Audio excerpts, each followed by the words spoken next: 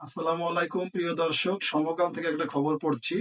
দর্শক, আপনারা জানেন ইদানিং 5ই আগস্ট শেখ হাসিনা স্বৈরাচারের পতনের পরে ইদানিং গত 15-20 দিন যাবৎ আমরা দেখতে পারতেছি যে শিবিরের বিভিন্ন নেতাকর্মী বের হচ্ছে, যারা কিনা আন্দোলনের সমন্বয়কের দায়িত্ব পালন করেছেন। এমন একটা খবর দর্শক সমকাল থেকে পড়তেছি। ডাবি ছাত্র শিবিরের পূর্ণাঙ্গ কমিটি প্রকাশ।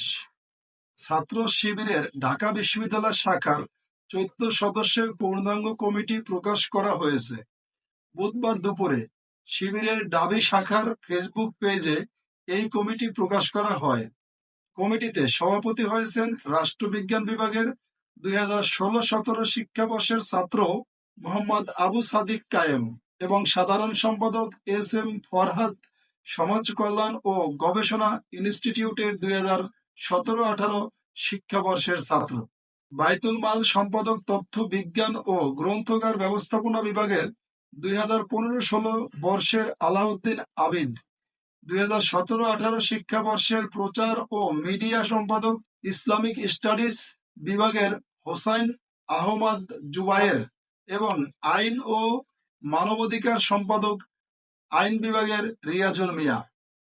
দর্শক, আপনারা জানেন ছাত্র জনতার অভ্যুত্থানের মুখে 5ই আগস্ট শেখ হাসিনা স্বৈরাচার সরকার পদত্যাগ করে দেশ ছেড়ে ভারতে পালাইয়া যেতে বাধ্য হয়। এমত অবস্থায় আমরা জানি এক সময় শিবির, জামায়াত ইসলাম, শিবির এরা কোথাও কখনো 2 থেকে 3 জন, 4 জন, 5 জন লোক একসাথে জমায়েত হতে পারেনি। এমনও হয়েছে যদি কারো বাসায় কেউ দাওয়াত খেতে গেছে 5 জন 10 জন লোক, তাদেরকেও ডিবি পুলিশ গ্রেফতার করেছে এবং বলেছে যে ধর্মীয় উস্কানিমূলক বই পাওয়া গেছে।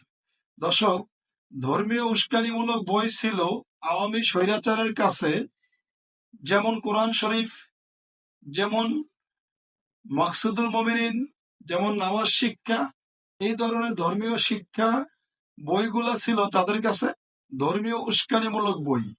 এমন অবস্থায় যখন আমরা দেখলাম একজন একজন করে সমন্বয়ক আড়ালে ছাত্র শিবির বের হচ্ছে, দর্শক আমার মনে একটা প্রশ্ন, এতদিন এত গোপনীয়তার সাথে ছাত্রলীগের কক্ষে থেকে, ছাত্রলীগদের মধ্য থেকে যখন কিনা জামাত শিবির করতে করতে মুখে ফেনা তুলে ফেলতো ছাত্রলীগ, যুবলীগ, আওয়ামী লীগ, ঠিক সেই সময়টা কিভাবে এরা তাদের সাথে মিশে গিয়ে অতিবাহিত করেছে।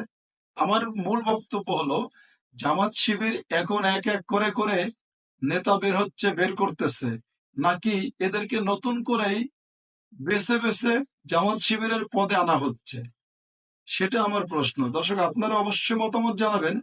আমার প্রশ্ন ক্লিয়ার, সেটা হচ্ছে যে একটা রাজনৈতিক দল যদি নিষ্ক্রিয় কোনো কর্মী থাকে, তাকে পদ পদবি দিয়ে বছরের পর বছর রাখার যৌক্তিকতা কোথায়?